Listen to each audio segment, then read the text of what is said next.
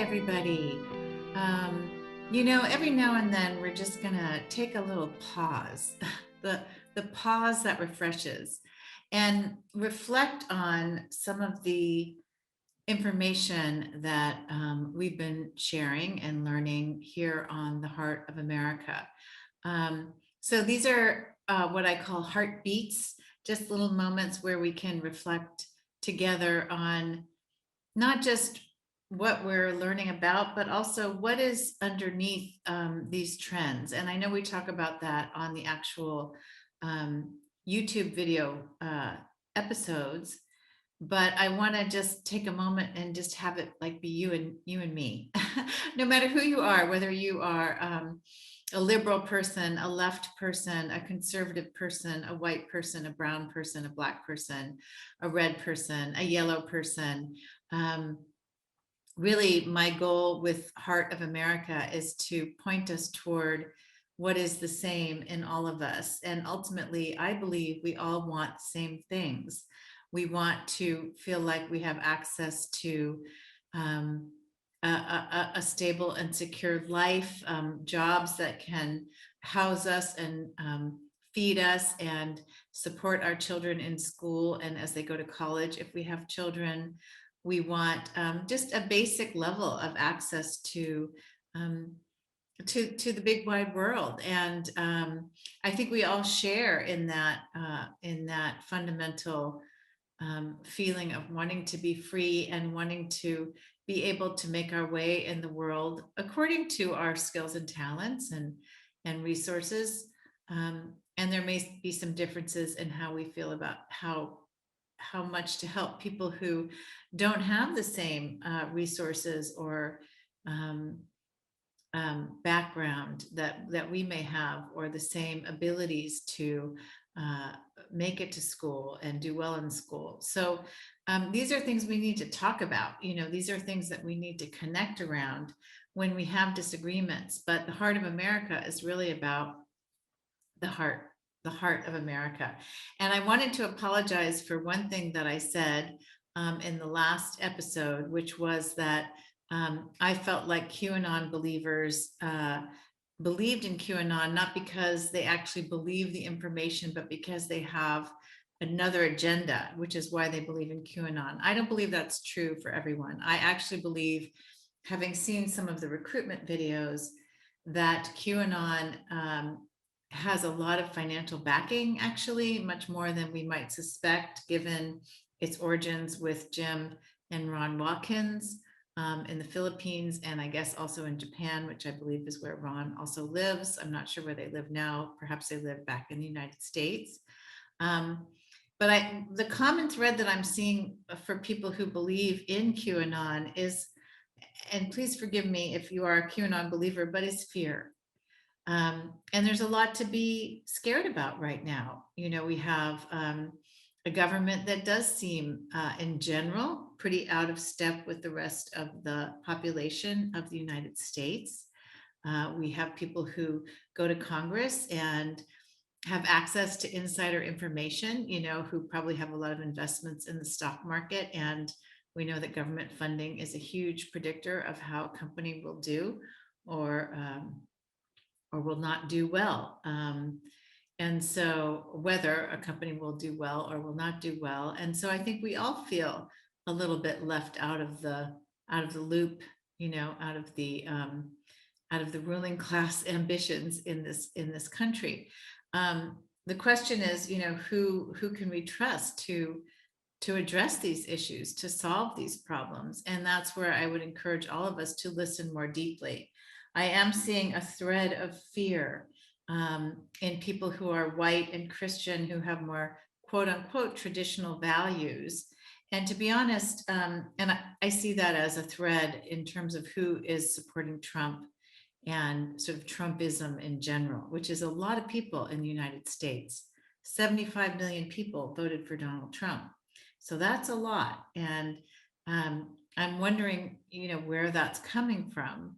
Um, as an Asian person, I find him, offensive on many levels.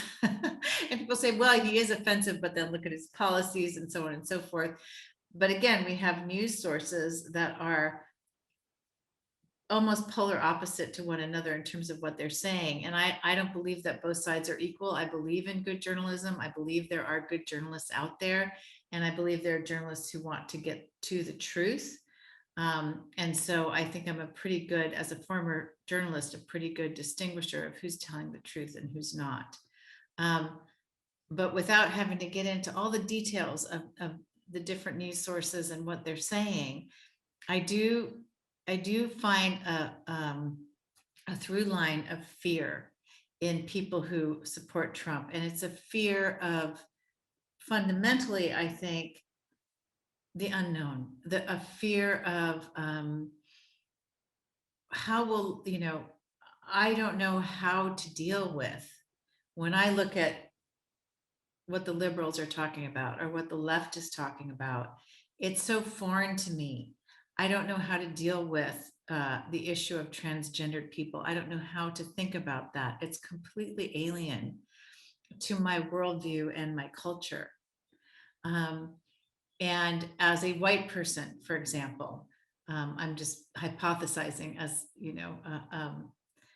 a white person, I'm half white, but so I can kind of relate, but let's assume I'm completely white, living in an area of the country that has been white.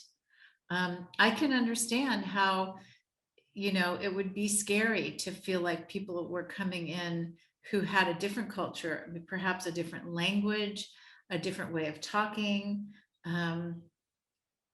But what I don't think people really have that much that's different about them from culture to culture or quote unquote race to race is our fundamental values as human beings who want the best for our families or for our loved ones, who want to be free to be who we are, um, who want to be free to express ourselves, um, who want to practice our own religions or to express our spirituality in the way we see fit, because that's such a heartfelt thing, isn't it? Spirituality, it's like you can read the Bible, you can memorize the Bible, but your actual spirituality, and I'm going to say you could read the Quran, you could read the Bhagavad Gita, you could read Buddhist scriptures and texts.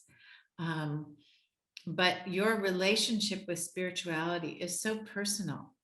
And you may have ideas that are different from what your pastor or your priest or your Zen teacher or your imam has to share with you. You may have different ideas. And that's the freedom that I believe this country was founded on. And when I look at the trends and the forces that are supporting Trumpism, what I get is that there's a fear of losing a certain way of life that people think is under threat. Maybe it's a kind of Christianity and Christian belief system. And what I would say there is that the Bible itself was written by men, in Greece, from what I understand, several hundred years after Jesus walked the earth. That doesn't mean what Jesus said was not the word of God. It just means that you have iterations of human beings trying to describe what happened with someone who walked the earth hundreds of years before they even started writing things down. So there must have been an oral history. Imagine how much that oral history changed, the further that we get from the time of Jesus.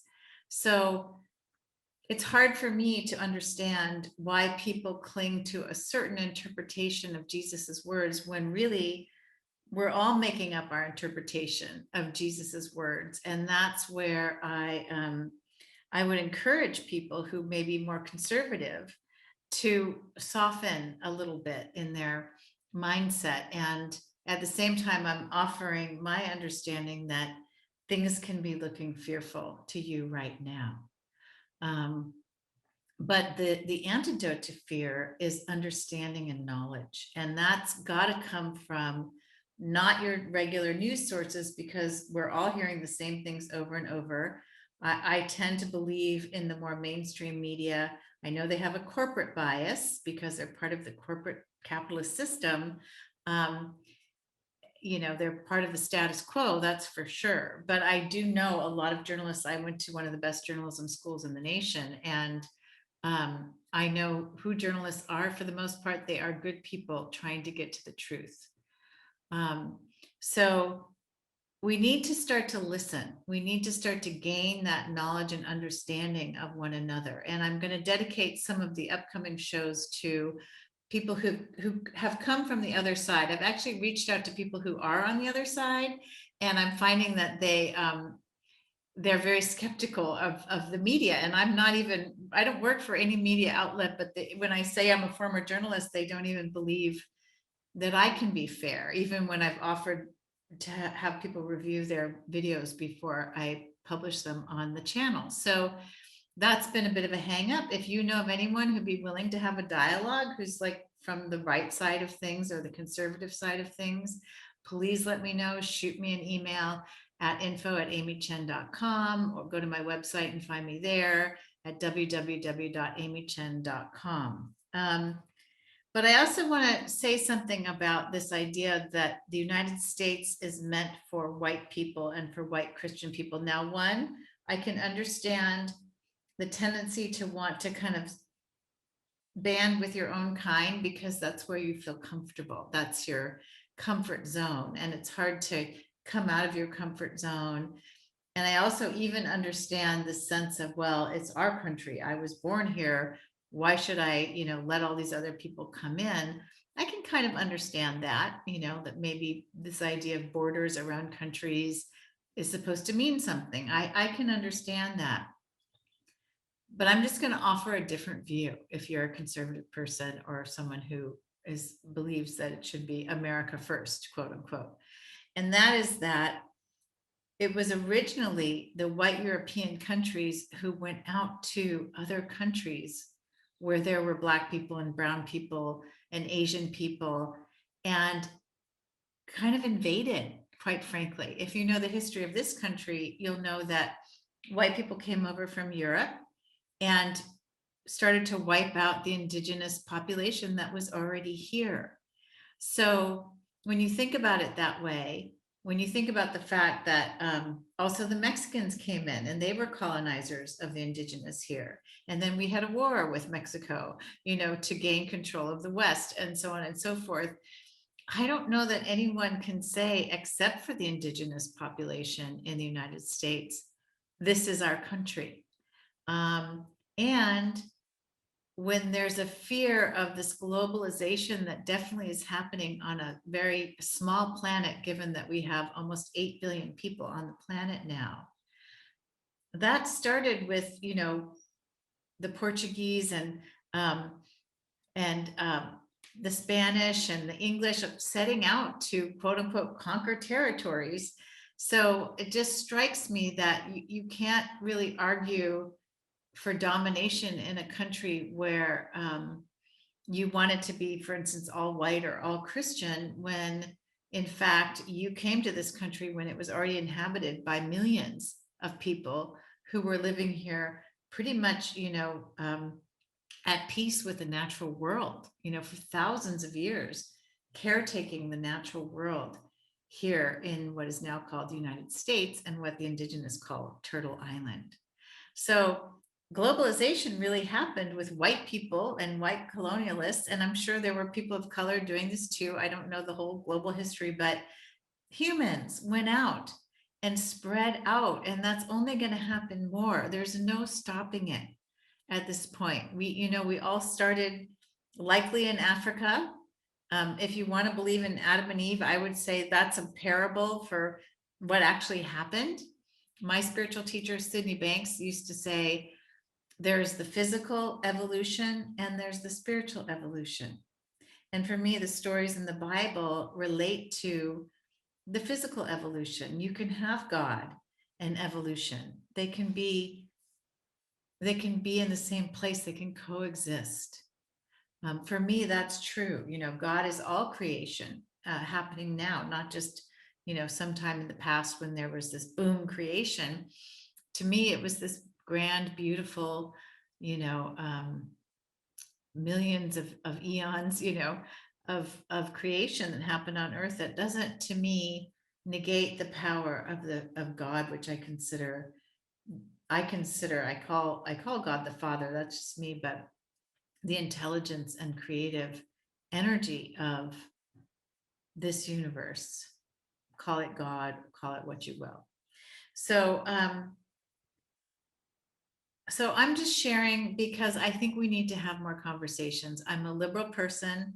I live in a liberal town. It's actually gotten much more conservative lately, I think. And I'm in California, but I was born in Florida and I was raised by a liberal father who took me to Eugene, Oregon when my parents divorced and raised me in Eugene, which was very liberal and very kind of hippie.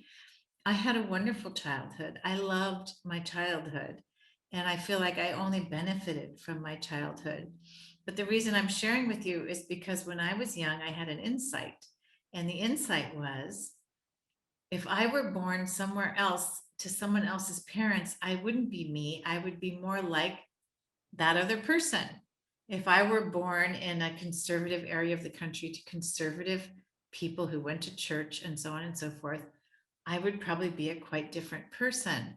And this is the piece I feel like we're forgetting in this country, which is that our births are kind of like by accident, or you could say that they were divine, but let's say that that we didn't have a lot of conscious control over where we were born and who we were born to. So for me, as I heard Donald Trump talk about leftists and Antifa and try to create all of this fear around liberals or Black Lives Matter, it felt very much like he was attacking a huge part of this country that is, we're just people like everybody else. And my friends who are liberals or leftists, or I have friends who are democratic socialists, I have friends who are Black Lives Matter organizers, I have all these kinds of friends that may feel scary to you if you're conservative, but they're beautiful, loving people. And that's the piece that's we're losing track of. I also don't know a lot of conservative Christian people. I know I wouldn't agree with their politics if they're Trump supporters, but I would hold out to you and to everyone who's listening that they're probably nice people. I could probably sit down at dinner with them. I'm imagining. I don't know for sure. Maybe there's some, you know, families that would just be too dysfunctional or toxic. I'm sure there are those kinds of families everywhere, but there's something about our fundamental innocence that we need to remember as Americans, that if we are even all messed up for whatever reason, it's because we've grown up with a certain kind of conditioning ourselves. And that's innocent in a sense. But we all have the capacity to transcend our conditioning and to grow and to learn new things. And I'm telling you, that is what we need to do in this country. We need to open up. Everyone has an uncle, aunt, nephew, niece that you could open up to and learn from. Especially, I'm going to say it, conservatives learning from liberals, because I've just heard so many horrible things about liberals that I start to think, oh, they really just have no idea who we really are. So listening would be good. I'm happy to listen also in return. But I feel like I'm doing that with this show. And I feel like actually a lot of liberals after 2016, journalists went out to red states and red districts to sit down in coffee shops and talk to people who voted for Trump and talk to coal miners in Virginia and West Virginia to try to find out what they were thinking and what are their concerns, and went to the cities that were, devastated by um, Oxycontin use and opioids and so forth to find out what was going on. I haven't felt that coming from the conservative side. And I don't know if that's because of the fear. But I want to tell you that the fear, there's that acronym, false evidence appearing real. The way to get over the fear is to reach out and to expand your mind, get to know someone you wouldn't normally think of getting to know. And remember, we are all God's children. All of us. We are all God's children. And just the discovery of this is really, I think, why we're here. So thank you so much for listening. This has been Heartbeat with Heart of America, and I'll see you next time.